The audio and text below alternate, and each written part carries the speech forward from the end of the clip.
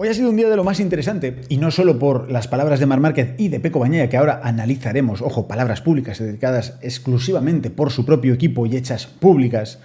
lo cual es interesante de entender por ambos bandos, ahora verás el porqué. Pero había también otro tema que estaba ahí candente, que recientemente habíamos visto, y es que probablemente ya habrás visto el último blog que había subido el propio Jorge Martín a su propio canal de YouTube, en el cual salía cómo se estaba probando sobre su Aprilia RSV4, por cierto, igualita que la mía y preciosa, que ya sabes que te puede tocar en el sorteo maravilloso, pero hoy no te voy a contar nada más de esto, tranquilo. Si quieres más información, la tienes todo ahí abajo, yo no digo nada, y con ese link puedes ir a la web donde te explico todo si quieres participar en el proyecto de que te toque la moto de Jorge Martín, que se dice pronto, pero pilotada por mí, que todavía es mejor, porque lleva el verdadero 89, que de esto poco se habla. Hashtag fuera bromas, vamos a centrarnos en lo que queríamos decir. Y es que recientemente el propio Jorge Martín había subido un blog a sus redes sociales, a YouTube, donde salía en el circuito de Barcelona probándose por primera vez después de tanto tiempo, sin subirse a la moto después del accidente de Qatar, con la Aprilia RSV4 de calle, con un poquito de unas suspensiones más pepinas y demás, pero la moto en general es una moto básicamente igual que la mía. En ese mismo blog, además de hablar un poquito de las sensaciones encima de la moto y poco más que ver un poquito de acción encima de la moto, que siempre es bonito de ver, lo que contaba y el punto interesante era que este mismo miércoles, esta semana, es decir, hoy, iba a tener ese primer test con la MotoGP después de 88 días, es decir, casi 3 meses, que se dice pronto, desde el incidente en Qatar sin subirse a una MotoGP, para ver qué tal funcionaba todo. Las cosas también hay que decirlas claras para que nadie se haga ilusiones. Fuera como fuera el test, hoy no iba a cambiar nada con respecto a este fin de semana. Él estaba descartado para Sachsenring. No solo por sí mismo, que seguramente también él por precaución no querría volver antes de lo previsto, sino que directamente el propio doctor Charte había dicho: te doy el visto bueno para que te pruebes tú mismo en una MotoGP, para que hagas un test y a ver qué tal van las cosas, pero amigo, para ir a correr un fin de semana entero de carreras, de momento no, sin que pases ese test y veamos otra vez cómo estás. Parece que el test ha ido bastante bien. Hoy, hasta la hora de comer, había hecho casi 30 vueltas y por la tarde ha hecho otras cuantas, así que 30 vueltas en una MotoGP es bastante más exigente que incluso en una moto de calle, por muy de competi que sea, como la RSV4 fantástica, por lo que podemos decir que es un resultado interesante, entre otras cosas porque si te vas a un fin de semana de carreras y te pones, por ejemplo, en el viernes con la FP1 y la FP2, normalmente tampoco vas a sumar tantas vueltas como las que ha hecho hoy. Así que es una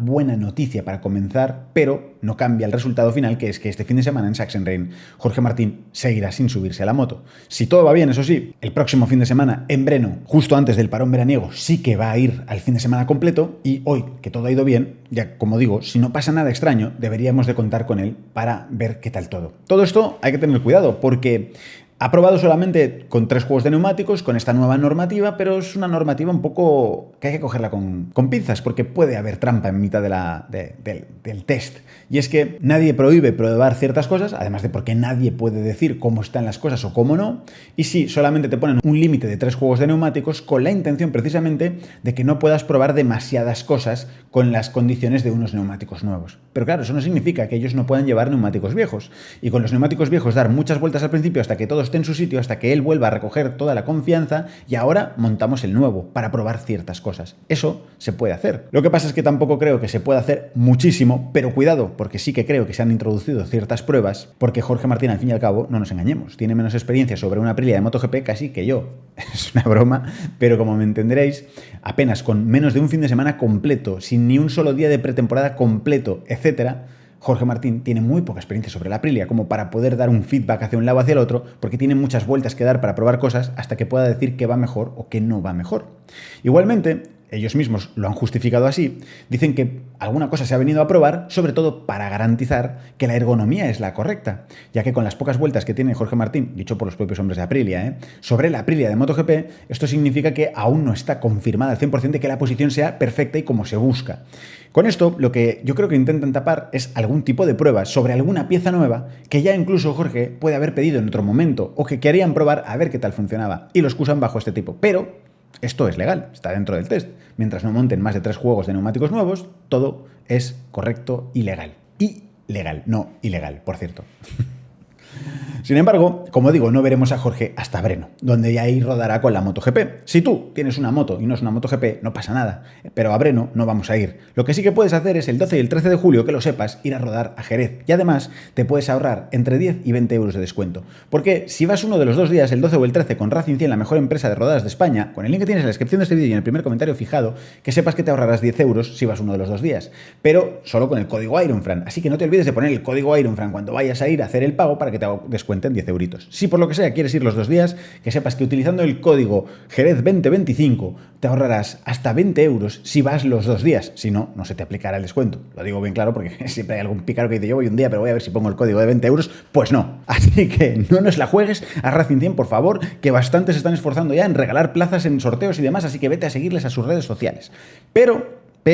retomando toda esta información y todo este momento, y volviendo al punto en el que sí que vamos a ver este fin de semana en Sachsenring, es decir, las carreras, los pilotos que sí que van, ya hablaremos de Jorge cuando llegue el fin de semana de Breno. Hoy Marc ha soltado unas palabras que no deben de ser sorpresa para nadie, ya que lo hemos avisado durante las 2 últimas carreras, o sea, llevamos casi un mes hablando de este tema. Y es que, a pesar de que las 2 últimas carreras fueron un éxito, o no sé si decirlo a pesar o precisamente por eso, con las 2 últimas carreras en las que Marc no es que haya ganado los domingos, es que ha ganado las 4 carreras, las 2 sprint y las 2 de los domingos. En los 2 circuitos, tanto en Mugello como en Assen, son circuitos que no se le dan del todo bien a Marc. Y eso, primero, lo sabíamos todos de todo este tiempo, pero además Marc no se ha escondido para contarlo. Y él mismo ha dicho que en estos 2 fines de semana de carreras se había presentado en un modo defensivo, en un modo en el que incluso cuando hemos avanzado en profundidad sobre los conocimientos del fin de semana, lo que nos ha contado Marc, hemos llegado a saber que el setup de la moto estaba mínimamente variado para poder pilotar más a la defensiva, teniendo en cuenta que la estrategia tenía que ser otra a la habitual, haciendo una moto menos incisiva en curva, pero con una frenada mucho más salvaje que lo que acaba haciendo es impedir que te pasen de una forma muy relativamente fácil, sino que tienen que sudar la gota y estar bien locos para decidir pasarte. Porque si algo hace bien Marc, desde luego, eso es frenar como un animal. Si encima al setup le pones ese setup de frenador, que como el propio Marc indica siempre, ya es de por sí su setup frenador, pero cuando va a la defensiva lo añade un poco más todavía en ese extremo de defensivo, como decimos, pues claro, pasarle ya debe de ser una apología imposible. La cosa es que, como digo, durante los 2 últimos fines de semana de Marc se ha pasado todo el tiempo diciendo que iba a la defensiva y después traía unos resultados impresionantes. Así que llegaba un momento en el que pues, algunos medios o algunas personas le consultaban un poco con tono pícaro, como si esto fuese aquí un cachondeo de oye tío, que venías a la defensiva y te has llevado todos los puntos que se podían llevar y has dejado a los demás a la altura del betún. Y un día vale, 2 días vale, pero ya 2 fines de semana de carreras seguidos, un mes entero diciendo no, venimos a la defensiva, y luego llegas y machacas a todo el mundo. ¿Qué es esto? Bueno, pues cuando Marc ya se vio un poco apretado ahí por su propio discurso, como queriendo decir, hostia, es verdad que puede parecer que me estoy riendo de alguien y no es la intención, pues, bueno, ¿y cómo salgo al paso? Explicando cuándo cambiaré este discurso. Porque a la defensiva no es porque ya tenga el Mundial en el bolsillo, que casi, por otro lado, sino porque esos circuitos, como digo, no se le daban bien. Pero, ¿y ahora que vamos a Sachsenring? Bueno, pues Marc ya lo dejó caer en su momento en la última carrera, cuando dijo, no, cuando vayamos a Sachsenring la película cambiará. Y hoy Marc se ha hecho eco de sus propias palabras para una pequeña entrevista cedida por su propia fábrica, por su propio equipo, que publican en sus propios medios para que todo el mundo lo coja en prensa y en medios digitales, y ha dicho claramente, en este fin de semana trataremos las cosas al ataque. Él mismo dice que, claro, en los últimos fines de semana de carrera ha gestionado todo a la perfección para poder sacar el máximo número de puntos porque no era lo que debería de haber pasado. Pero que aquí la cosa cambiará. Entonces mi pregunta es, si has sacado todos los máximos puntos, ¿qué va a pasar en un circuito en el que cambiará su gestión y pasará más al ataque?